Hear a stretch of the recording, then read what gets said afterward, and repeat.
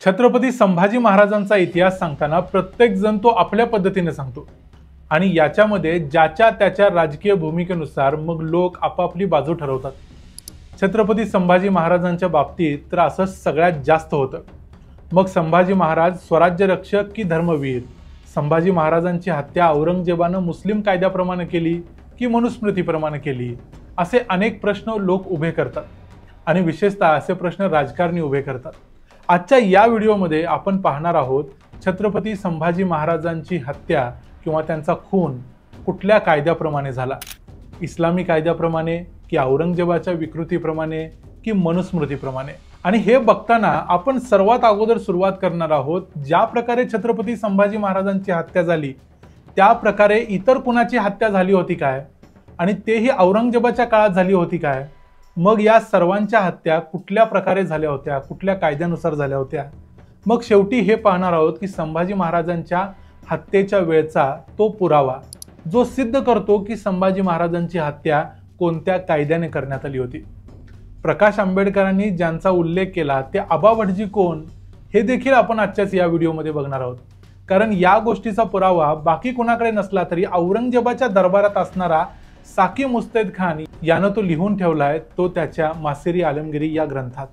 औरंगजेबाच्या जवळजवळ 50 वर्षाच्या कार्यकाळात अनेक लोकांच्या औरंगजेबाने अत्यंत क्रूरपणे हत्या केल्या। जशी हत्या छत्रपती संभाजी महाराजांची केली तशाच प्रकारे अनेक हत्या केल्या। त्यातल्या 3 हत्या त्यानं स्वतः समोर बसून केल्या, म्हणजे त्या करणं हे त्याच्या सत्तेसाठी अत्यंत गरजेचं होतं। पहिली हत्या औरंगजेबाने केली ती म्हणजे 1659 साली आपल्या सख्ख्या भावाची दारा शुको याची। दारा शुको हा औरंगजेबाचा सख्खा भाऊ आणि तो दिल्लीच्या गादीचा खरा वारसदार होता। वारसा युद्धात औरंगजेबानं त्याला जिवंत पकडलं आणि त्याला पकडल्यानंतर त्याला साखळदंडानं बांधून त्याला फाटके कपडे घालून हत्तीवर बसवलं आणि त्याची दिल्लीच्या रस्त्यावरून धिंड काढण्यात आली। तिथून त्याचे हाल करून त्याला परत तुरुंगात डांबण्यात आलं। दिल्लीतल्या मुल्ला मौलवींच्याकडून त्याला धर्मद्रोही ठरवण्यात आलं आणि त्याला जास्तीत जास्त यातना देण्यासाठी त्याच्या मानेवर, त्याच्या शरीरावर अनेक वार करण्यात आले। अखेर त्याच्या शरीराचे अनेक छोटे छोटे तुकडे केले, त्याचं मुंडकं छाटून ते औरंगजेबाला दाखवण्यासाठी पाठवण्यात आलं। औरंगजेबानं ते स्वतः पाहिल्यानंतर ते त्यानं आपल्या वडिलांना भेट म्हणून पाठवून दिलं। हा होता औरंगजेबाचा क्रूरपणा आपल्या सख्ख्या भावासाठी।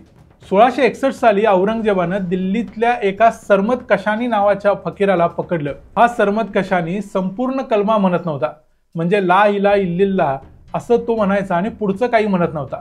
या एवढ्या आरोपाखाली औरंगजेबानं त्याला दिल्लीच्या जामा मशिदीच्या दारात बसवलं, त्याला कलमा म्हणायला लावला। त्याने तो म्हटला नाही, म्हणजे अर्धाच म्हटला, म्हणून त्यानं एक वार करून त्याचं सरकलम केलं।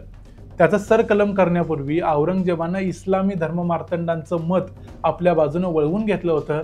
मग त्याप्रमाणे मग त्याची हत्या करण्यात आली। शिखांचे 9वे गुरु तेग बहादूर यांच्यामुळे इस्लामच्या धर्मप्रसाराला अडचण येत होती, म्हणून औरंगजेबानं त्यांनाच पकडलं आणि त्यांना दिल्लीला आणण्यात आलं।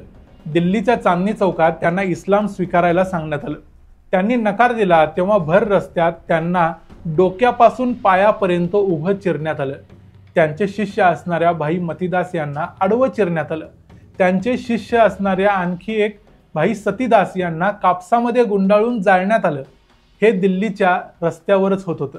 त्यांचे आणखी एक शिष्य होते भाई दयालदास, त्यांना उकळत्या पाण्यात टाकून मारण्यात आलं। आता छत्रपती संभाजी महाराजांची हत्या जी 1689 साली करण्यात आली, त्या हत्येच्या वेळी काय झालं ते आपण थोडं डिटेलमध्ये बघूया। संभाजी महाराजांची पहिल्यांदा नख काढण्यात आली, त्यांच्या अंगाची कातडी सोलण्यात आली, त्यांचे डोळे काढण्यात आले, त्यांना इतर अनेक यातना देण्यात आल्या आणि अखेर त्यांच्या शरीराचे तुकडे करण्यात आले, हे आपल्याला माहिती आहे। या वेळेला औरंगजेबाच्या दरबारात असणाऱ्या साकी मुस्तैद खानाने मासिर-ए आलमगिरी नावाच्या पुस्तकात याबद्दलच्या सगळ्या गोष्टी लिहून ठेवलेल्या आहेत। म्हणजे संभाजी महाराजांची हत्या कशी करण्यात आली ते सगळं त्यानं लिहून ठेवलंय। त्या मासिर-ए आलमगिरीमध्ये साकी मुस्तैद खान म्हणतो, सुभान अल्लाह, म्हणजे धन्य परमेश्वराची, जे केवळ वरवर पाहतात जाहिरम बिन, त्यांना हा प्रश्न सुटणे अशक्य वाटत होते, पण धर्मनिष्ठ बादशाच्या नेक नियतीने तो प्रश्न सुटला। हताश आणि निर्बुद्ध असलेल्या लोकांना या अवघड प्रश्नावर तोड सापडली आणि ही गोष्ट त्यांच्या मनावर बिंबली। कुठे तो संभाजी आणि कुठे त्याचे गगनचुंबी रायरीतील वास्तव्य आणि कुठे त्याच्या दुष्कृत्याचे फळ म्हणून त्याच्या वाटेला आलेली कैद. इथं सर्वात महत्वाची ओळ आहे, धन्य त्या परमेश्वराची आणि धर्मनिष्ठ बादशाच्या नेकनियतीने. हा प्रश्न सुटला. हा साकी मुस्तैद खान संभाजी महाराजांच्या हत्येच्या वेळी बादशाच्या छावणीत हजर होता. त्यानं हा संपूर्ण काळ आपल्या डोळ्यांनी बघितलेला आहे. जे काही समोर घडलं ते त्यानं लिहून ठेवलेलं आहे. त्या मासिरे आलमगीरी ग्रंथामध्ये साकी मुस्तैद खानानं पुढं असं म्हटलंय, त्या दुष्ट मुशारिके बदकेश आणि नरक ज्याच्या नशिबी आहे त्या जहन्नम नसीब अशा काफराने मुसलमानांना मारले होते, त्यांना बंधनात टाकले होते आणि त्यांना विविध प्रकारे पीडित केले होते. त्याने इस्लामी राज्यातील नगरे गारद केली होती. त्याला जिवंत ठेवण्याऐवजी त्याला नाहीसा म्हणजे इफनात करणं बरं असं बादशाचं मत झालं. आता इथं लक्ष द्या. धर्मशास्त्रज्ञांनी दिलेल्या शरियावर आधारित फतव्याप्रमाणे राज्यातील मान्यवर व इस्लामी कायद्याचे जाणकार यांनी या युद्धखोर चोराला नरकात धाडणेच योग्य होईल असे ठरवले.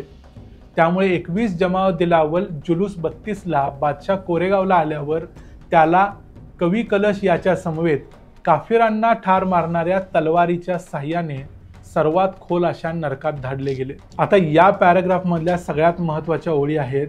त्याने धर्मशास्त्रज्ञांनी दिलेल्या शरियावर आधारित फतव्याप्रमाणे राज्यातील मान्यवर व इस्लामी कायद्याचे जाणकार यांनी या युद्धखोर चोराला नरकात धाडणेच योग्य होईल असे ठरवले.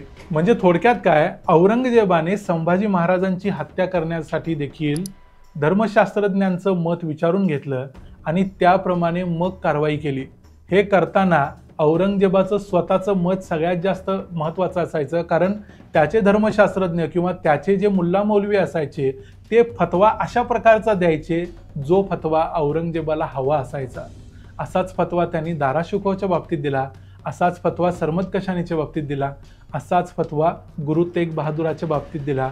तुम्ही वरच्या प्रत्येक पॅराग्राफमध्ये जाऊन जर पाहिलं तर त्या प्रत्येक पॅराग्राफमध्ये मी असंच सांगितलं होतं, धर्मशास्त्रज्ञांचं मत विचारात घेऊनच औरंगजेबाने प्रत्येक वेळी शिक्षा दिल्या होत्या. म्हणजे त्याला जी शिक्षा द्यायची असायची त्या शिक्षेसाठी तो इस्लामी कायद्यातले जे पंडित होते त्यांचं मत विचारात घेत असे. वयाच्या अगदी 15व्या वर्षापासून अत्यंत कट्टर असलेल्या औरंगजेबाने मनुस्मृती किंवा कुठलाही इतर हिंदू धर्माचा ग्रंथ वाचण्याचा प्रश्नच येत नव्हता. दुसरी गोष्ट, औरंगजेबाच्या दरबारात हिंदू मुस्लिम अशा प्रकारचे दोन्ही लोक होते. त्यामध्ये भीमसेन सक्सेनासारखे ब्राह्मण होते, तसेच शिर्के आणि मानेंसारखे मराठे देखील होते. त्याचबरोबर राजपूत होते, बुंदेले होते, जाट होते. त्याच्यामध्ये असे सगळे लोक होते. पण इतिहासाच्या पानांमध्ये अभ्यास करताना प्रकाश आंबेडकर यांनी म्हटल्याप्रमाणे आबा भटजी नावाचा औरंगजेबाला सल्ला देणारा ब्राह्मण मात्र आम्हाला आजपर्यंत सापडला नाही. आणि कुठल्या तरी आबा भटजीच्या म्हणण्याप्रमाणे औरंगजेब आपले निर्णय ठरवेल अशी शक्यता अजिबात नाही. 1659 पासून 1689 पर्यंत या 30 वर्षाच्या काळात औरंगजेबाने केलेल्या 4ही क्रूर हत्या या त्याच्या स्वतःच्या विकृतीतून केलेल्या आहेत आणि त्याला त्याने इस्लामी कायद्याचं रूप देण्यासाठी इस्लामी धर्ममार्तंडांचं मत आपल्या बाजूने वळवून घेतलेलं आहे. यामध्ये मनुस्मृतीचा कुठेही संबंध येत नाही. आबा भटजी नावाचा कुठलाही माणूस इतिहासाच्या पानात नाही. आबा भटजी काय, उद्या कोण म्हणतील म्हादा भटजी, दादा भटजी, अप्पा भटजी अशी काहीही नावं शेकड्याने तयार करता येतील, पण त्याला इतिहासात पुरावा देता येत नाही.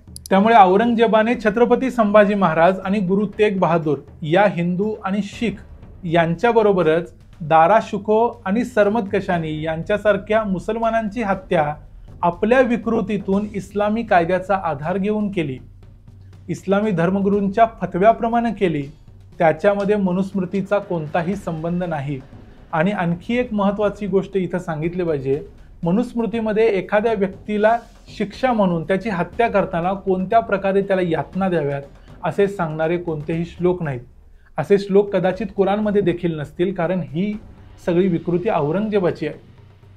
आता अर्थातच काही लोक हा व्हिडिओ बघितल्यानंतर असं म्हणणार की मी मनुवादी आहे, हटाळलेला आहे वगैरे. पण जे सत्य आहे ते बोलायला भीती बाळगू नये, कारण जातीय तणाव निर्माण करण्याकरता अनेक राजकारणी लोक अनेक गोष्टी बोलून जातात. अशा गोष्टींना मी इतिहासाविरुद्ध केलेला गुन्हा आहे असं म्हणतो. मी मनुवादी आहे की नाही हे तुम्ही माझे इतर व्हिडिओ बघून ठरवू शकता.